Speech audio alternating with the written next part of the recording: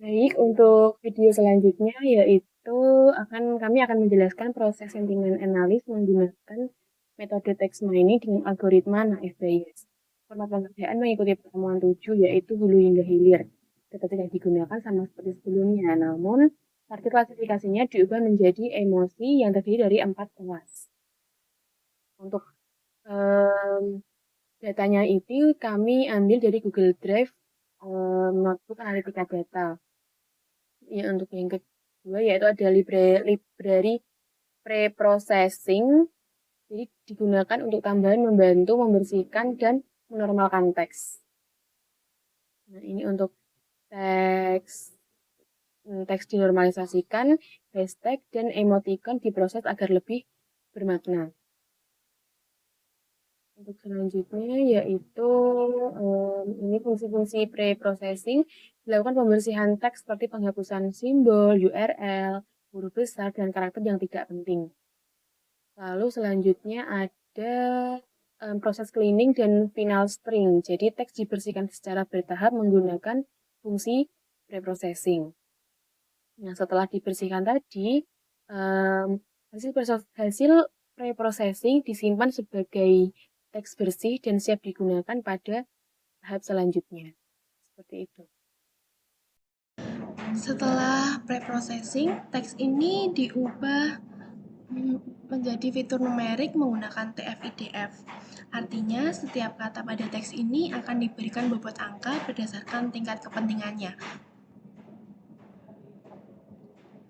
Secara konsep, n-gram digunakan untuk menangkap konteks kata, misal dengan melihat gabungan kata, namun pada implementasi ini digunakan TF-IDF dasar, sehingga setiap kata direpresentasikan secara individual.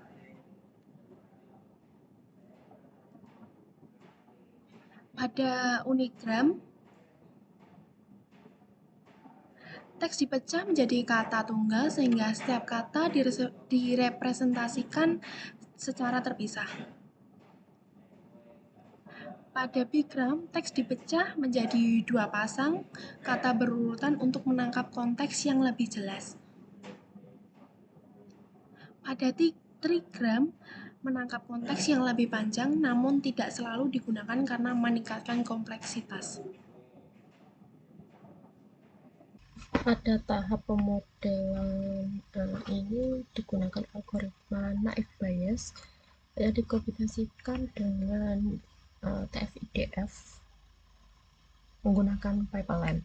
Nah, pipeline ini memudahkan proses karena ekstraksi fitur dan klasifikasi dilakukan secara berurutan dalam satu alur.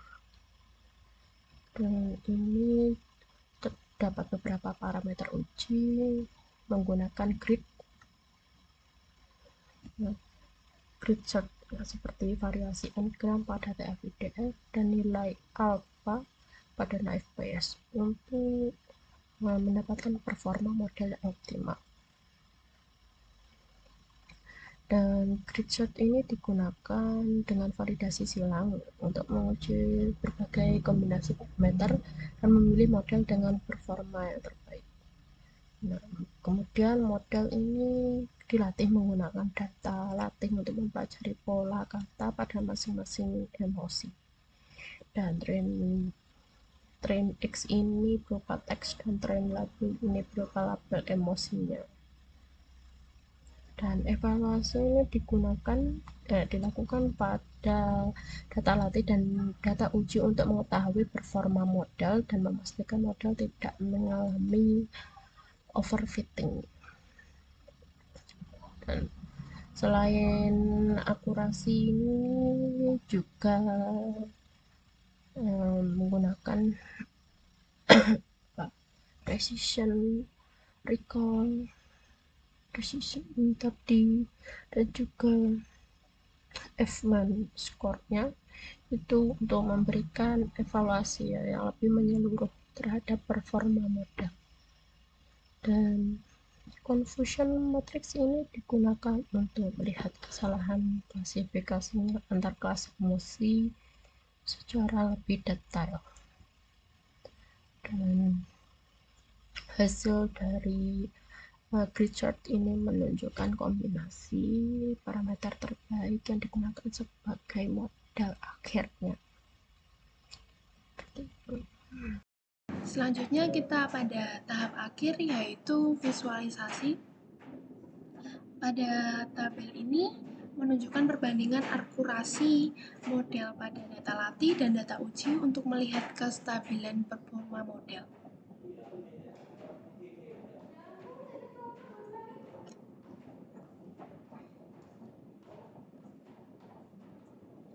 Selanjutnya, evaluasi ini dilakukan menggunakan beberapa matriks untuk memberikan gambaran performa model secara menyeluruh. Di sini dalam tabel ada asuransi, recall, precision, dan F1. Asuransi merupakan ketepatan keseluruhan, recall merupakan kemampuan menangkap kelas emosi, precision merupakan ketepatan prediksi emosi, dan F1 merupakan keseimbangan precision dan recall.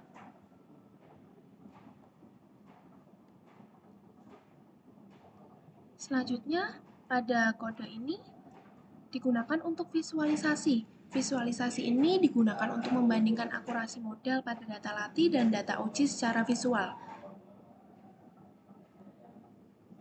Dan pada kode ini, model terbaik hasil pelatihan kemudian disimpan agar dapat digunakan kembali tanpa perlu melatih ulang.